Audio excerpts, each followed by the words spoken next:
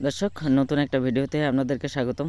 So বুঝতেই পারছেন যে আজকে ড্রোন ফ্লাই করলাম, আর দেখতেই পাচ্ছেন যে আজিতা সোনামণি ড্রোন দেখে ভয় পাচ্ছে, কারণ ও ছোটো থেকে ড্রোন দেখলে ভয় পায়। আর দেখেন অবস্থা, আমি ড্রোন কাছে নিয়ে যাচ্ছি না এখন, তবে একটু বাদে কাছে নিয়ে যাব। কাছে নিয়ে গেলে দেখেন দৌড় মেরে চলে যাবে মায়ের কাছে, আপনাদের বৌদির কাছে নিয়ে যাবে। সো দেখতেই পাচ্ছেন দাঁড়িয়ে আছে, ভয় পাচ্ছে। আর দেখেন ভয় পাচ্ছে।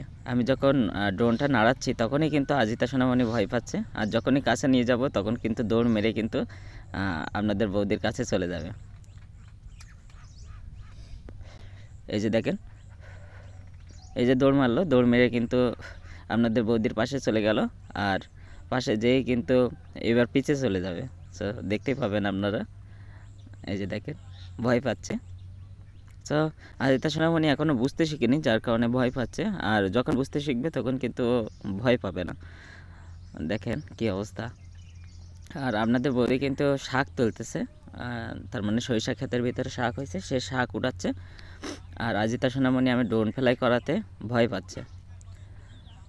তো পরবর্তীতে দেখেন, হ্যাঁ, মারে জড়াই ধরছে, মারে জড়াই ধরে বলছে কি এটা কি, হ্যাঁ কি উঠছে, আমার কাছে চলে আসতেছে। এই যে দেখেন কি অবস্থা, এবার মায়ের কোলে উঠে গেছে ভয় পেয়ে। সো এবার কিন্তু আমি রোলিং করে পিছের দিকে নিয়ে চলে আসব ড্রোনটা।